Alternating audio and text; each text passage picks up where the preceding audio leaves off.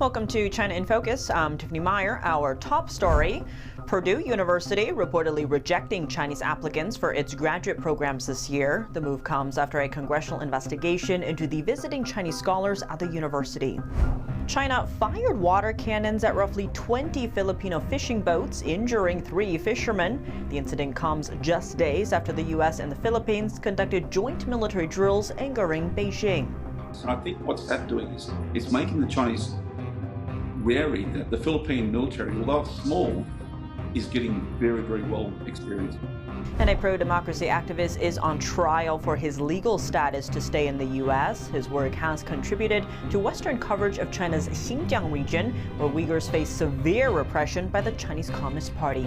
We spoke with his lawyer and a witness for more. For freedom-loving Chinese, United States has always been a beacon of freedom and hope. And that's why so many people risk so much to come here. And a former Chinese official, a whistleblower, says he's still being watched right here on U.S. soil. Just how far does China's long arm reach in tracking defectors and their families abroad?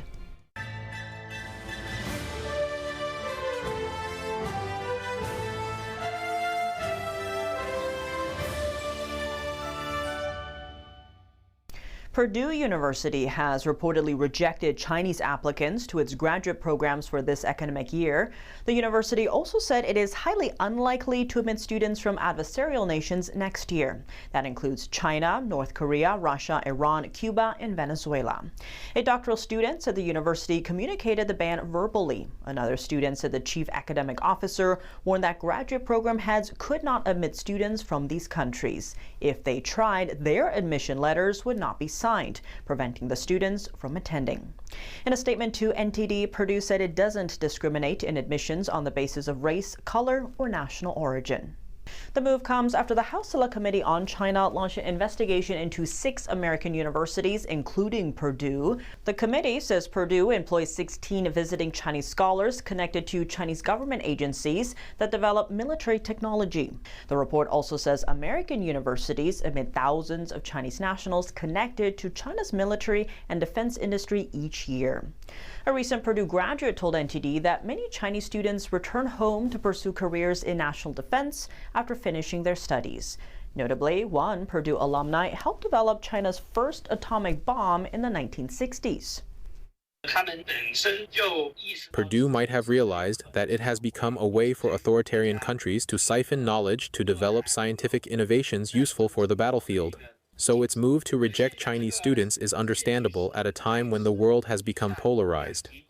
Back in May, Secretary of State Marco Rubio said the U.S. will begin revoking visas for Chinese students. This includes those with ties to the Chinese Communist Party or studying in critical fields. Over the weekend, the Philippines said China fired water cannons at about 20 Filipino fishing boats in disputed waters. 3 fishermen were injured and 2 fishing vessels suffered significant damage.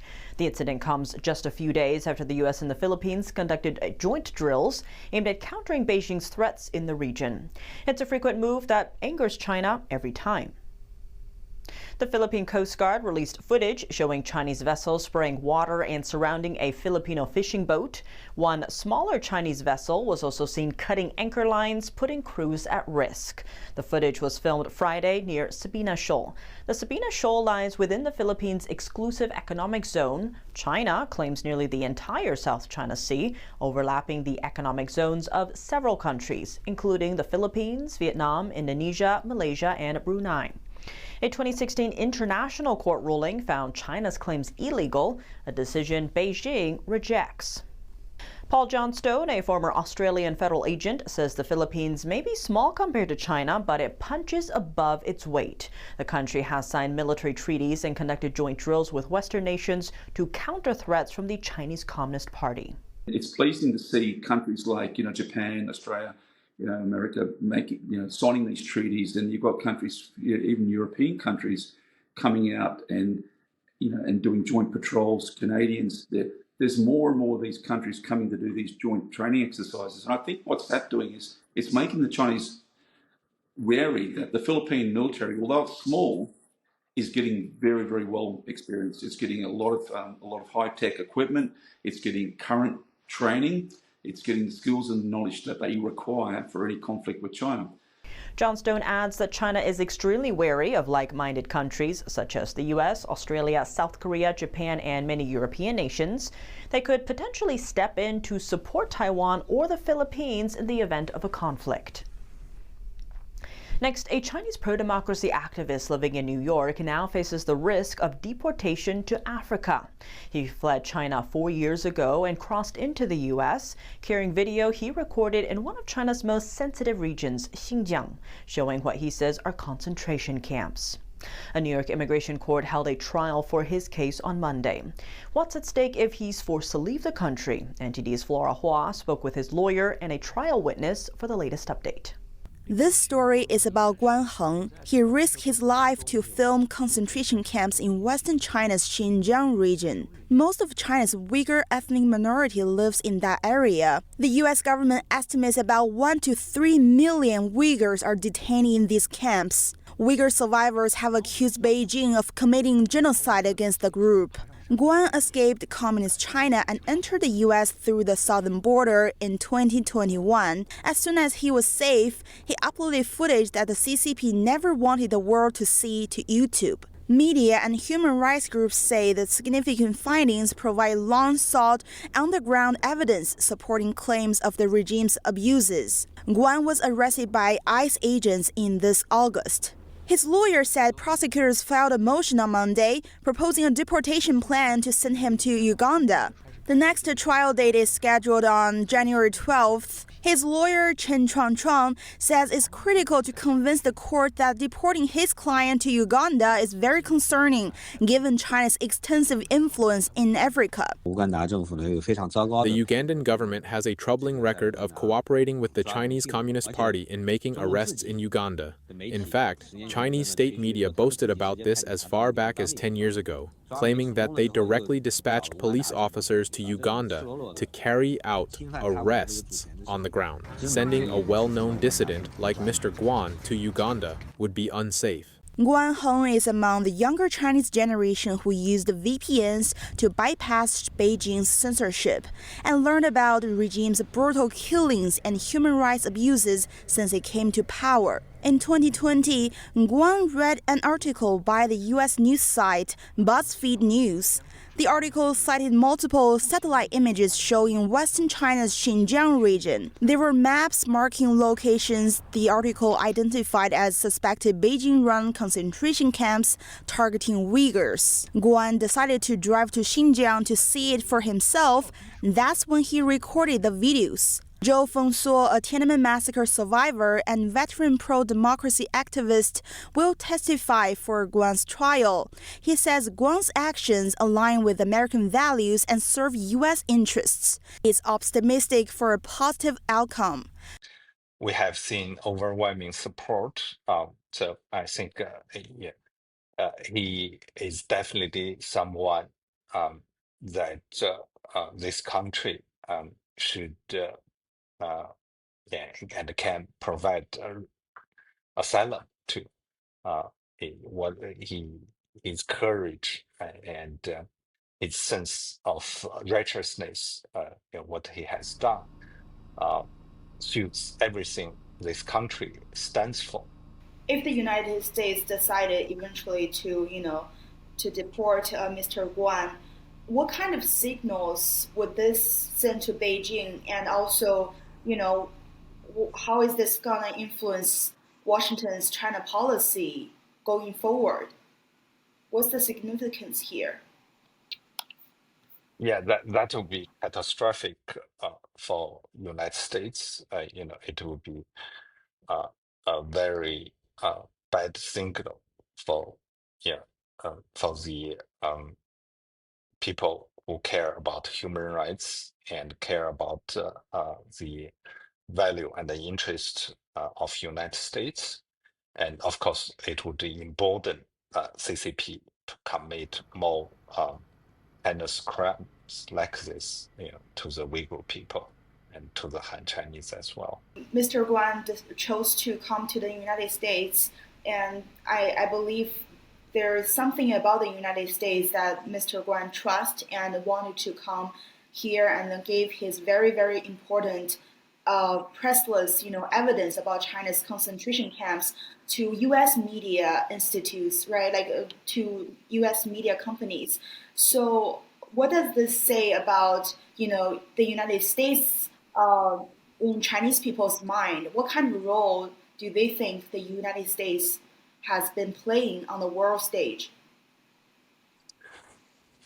Yeah, I mean, for freedom-loving Chinese, United States has always been a beacon of freedom and hope.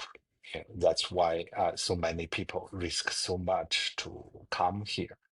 I was a refugee myself. I'm a naturalized citizen now, and I'm very grateful for this freedom and the safety here. And I believe confronting CCP is the best to the interest of this country. In places like Xinjiang, where foreign media cannot even gain access, the Chinese government's persecution of Uyghurs is even more unimaginable. Those who refuse to be enslaved cannot bear to see others enslaved. May the Chinese Communist Party and the Chinese government collapse and step down as soon as possible, bringing an end to these crimes against humanity. We will keep a close eye on Guan's situation. Flora Hua, NTD News. A Chinese whistleblower being tracked on American soil by the communist regime years after he fled China. The former Chinese regime official says some of the tools that the CCP is using are developed right here in the U.S. Here's more. Former Chinese regime official Li Chuanyang fled China for the U.S. in 2018 and publicly cut ties with the Communist Party 2 years later. Since then, he says the surveillance hasn't stopped. They used their power overseas and got Interpol to issue a red notice, making it impossible for me to move around.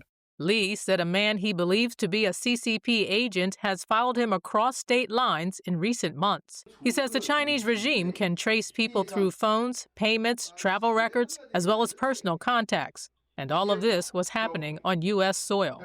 Regarding why he left China, Li and the Chinese regime had different narratives on the situation. Li says he left China because he could no longer tolerate the corruption of other officials. He once reported his city's party secretary to higher authorities for corrupt practices, but Chinese state-backed courts accused him of corruption, costing hundreds of millions of dollars. They are charges that Li and his lawyers say are politically motivated. Unlike many other former senior CCP officials who came to the U.S. after retiring and lived quiet lives, Li spoke publicly, criticized corruption, and focused on exposing abusive Chinese regime officials. Beijing officials also went after Li's family and friends to apply pressure on him overseas. A lot of my partners were arrested one by one. More than 40 of Li's relatives and friends in China, including his pregnant daughter, have been detained. Li says he has lost contact with them and still doesn't know the full details of the accusations. Beijing's overseas surveillance campaigns, known as Operation Foxhunt and Skynet, rely on technology developed by U.S. firms. It includes software that taps into and records messages, finances flights, and phone calls. The development of China's technology to this point, especially surveillance, is definitely closely linked to Western countries, especially American high-tech companies. Simply put, they couldn't have done it without their technological support. Chinese state media says more than 14,000 nationals have been forced back to China worldwide through pressure and intimidation. The FBI calls China's retaliation against people in the U.S. unacceptable, and the White House says it will pursue any violations of U.S. law. A quiet operation with major geopolitical stakes. Last month, a U.S. Special Operations team intercepted a ship in the Indian Ocean, seizing military-related materials. The vessel was bound for Iran from China. The Wall Street Journal first reported the operation Friday, citing U.S. officials. One official said the cargo included components that could be used in Iran's conventional weapons programs. The shipment was later destroyed. U.S. forces boarded the vessel several hundred miles off Sri Lanka's coast. After the materials were removed, the ship was allowed to continue its journey. Coming up, satellite images revealed China is rebuilding a World War II-era runway not far from Guam. What does this mean for U.S. security in the region, and what is China projecting? Cleo Pascal joins us to share her on-the-ground experience. Welcome back to China in Focus. I'm Tiffany Meyer. As tensions simmer in the Indo-Pacific, we take a closer look at what's happening closer to home. Satellite images revealed China rebuilding a World War II-era runway on an atoll called Wolei in the Pacific, not far from Guam. What alarm bells does this raise for national security, and what is Communist China trying to do here? Joining us to discuss is Cleo Pascal, Senior Fellow at the Foundation for Defense of Democracies, for her on-the-ground experience. Cleo Pascal, thank you so much for joining us. Great to have you back on the show. Always a pleasure. Now, diving right on in, satellite images plus your own on-the-ground reporting are showing that China, or a Chinese company, is trying to rebuild a World War II-era airfield. This is on a little place called Wolei in the Pacific. First, talk to us about where exactly this is. How close is this to, say, Guam or the U.S.? Sure. So Wolei is an atoll in the state of Yap, which is part of the Federated States of Micronesia. It's about 600 kilometers, more or less, south of Guam. So it might seem like it's fairly remote, but as the missile flies, or as if you could fly a direct plane, it's maybe a little bit over an hour flight. It's a short runway, but the fact is that the Chinese could use it if they wanted, and if the local political environment was satisfactory, to launch drones or to base missiles. It is very, very close to Guam, and in a direction that the Guam defenses aren't necessarily designed to look at. Now, digging in here, this runway used to, I guess, belong to Imperial Japan, and then, kind of went under U.S. control, and then apparently it was underwater all the time, so kind of disappeared and went into, misuse. Looking at China's side, though, pouring money in here, China often says this when it does the Belt and Road initiatives, or a lot in the Pacific Islands, it's helping the local economy, right? Boosting the economy, jobs, all that. What is the concern here, though, about China, quote unquote, helping here? Yeah, so first of all, this runway is essential. It's literally a lifeline for the people of Wolei, but also for people from other parts of the island chain that aren't serviceable by plane. This was, when the runway was operational, Pacific Mission Aviation, which is a missionary airline based out of Yap itself, could come in and do medevacs. Now, if you need to get off the island, first you have to wait for a boat, which comes maybe once a month, usually once a quarter often, and it's a 4-day or 5-day boat trip to the main island where the hospital is. So if you have a critical medical condition, you need a runway so that the plane can come in, pick you up, and take you to the hospital in a timely manner. So there's no question about that. But the Chinese ensured that the bidding was such that for this contract that they underbid by such a substantial degree that they were the only ones really that could get the footprint and build out the runway, develop the local relationships, and be the saviors of Wolei, even though this was, again, funded by the national government. And of course, the national government itself is heavily funded by the U.S. So you can understand how grateful the locals are when the Chinese arrive and inaccurately say, we're building you a runway. They're just grateful not to have to take that darn boat for another week in order to get home to see their parents or go to high school or go to a medical appointment or anything like that. Really quickly on that, should the U.S. be doing something similar, if you will, to China by pouring funds into infrastructure like this? The U.S. absolutely should be. I mean, the state of Yap itself has a main island also called Yap. And in the current NDAA, the National Defense Authorization Act, there's $1.5 billion for the refurbishment of the runway and the taxiway on the main island. For a small fraction of that, the U.S. could be building out these facilities all the way up and down the chain, which would allow Pacific Mission Aviation to operate, which would allow the Peace Corps, for example, to come back. And the Peace Corps is incredibly valuable for the local population and for building up those soft power ties with the U.S. So by seeding these pieces of infrastructure and not getting ahead of it, I mean, there are no docks on any of these islands. If you are looking at a kinetic map, at a conflict map, all of these things have potential dual use. Now, I would argue that they should be dual use, primarily civilian from the point of view of the democracies, as opposed to dual use being set up for Chinese potential use. So yes, you're not only helping these people that you promised you would help through the compacts of free association, but you're also expanding the ability to defend the islands in case of a conflict over Taiwan, because there's no question that they will be involved in case of a conflict over Taiwan, which is what President Penuelo, former president of the Federated States of Micronesia, put in his letters. He knows that what the Chinese are doing there is about Taiwan. There is this CCP strategy called surrounding the cities from the countryside. Talk to us about that and how perhaps this runway fits into that strategy. Yeah, definitely. I mean, this is very much what's going on. There's a filling in of these strategically unobserved or empty or not contested areas. The Chinese Communist Party will push on every door, but they'll also map in detail the relationships of people in the country. So somebody might be coming from Wooley who has not flashed on the screen of the U.S. Embassy, but is related to somebody who may end up being president, for example. And the Chinese have detailed relationship mapping of who's important and who they're related to, and it's generational. You know, they'll invite people to China, learn all about them. I mean, we saw this with the president of Nauru, another small country, where they discovered that he had a Chinese great-great-grandmother, brought him out to, or great-great, whatever it was, a woman ancestor from China, and brought him out to China to meet these discovered relatives of his in China.